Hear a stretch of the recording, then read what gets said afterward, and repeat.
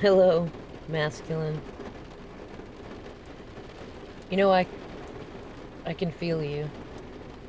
I've always been able to, though I will admit, while learning to untangle and unravel my own feelings, it has taken some time to be able to differentiate between what's mine and what's yours. And I think what helped the most is when I finally figured out how to even begin to release my attachments to you, both in 3D and 5D. The things that I visualized and believed were what kept our connection,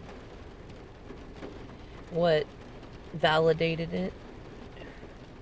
And it's interesting because I can remember a time when you first left when I was so torn and shattered that it felt like the skies opened up and wept for me, wept with me.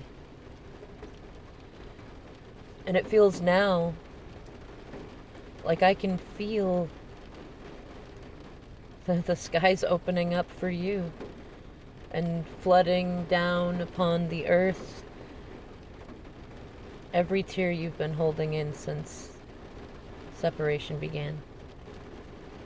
Like something shifted. Like the spell lifted and broke and the cycles ended and new ones began. And dear masculine, I feel new and different in the sense that I still very much want to run to you and bring you a tissue or several boxes and help make it better. Though I no longer feel like I am less of a feminine for not doing so. And I feel good and faithful in knowing that if my feelings are true, if my intuition is on target, that it is much better to allow you to feel these things. To feel the feels, to reel and roll and boil in it and come back out and go back in. To let it all unravel and be mad that you've got to begin again, and then also feel the elation of, oh my gosh, I get to begin again. It feels as though I can feel you going back and forth between the feelings of freedom and connection with yourself and spirit and the great depths of your own darkness of misery and anger and ego. It's like the rain. Sometimes it comes down so hard that you can see the puddles forming in the yard, and other times it lightens up just a little until it's just a little pitter patter, drip drop. That's what it feels like. And I know you are going through a great awakening. And I know it probably feels weird because I have this great sense that in a way you've never quite allowed yourself to feel before, that you know that I know and that I feel you. And strange that I am not doing what I used to and offering you wisdom or insight or showing that I know, making it better and helping the feelings ebb and flow.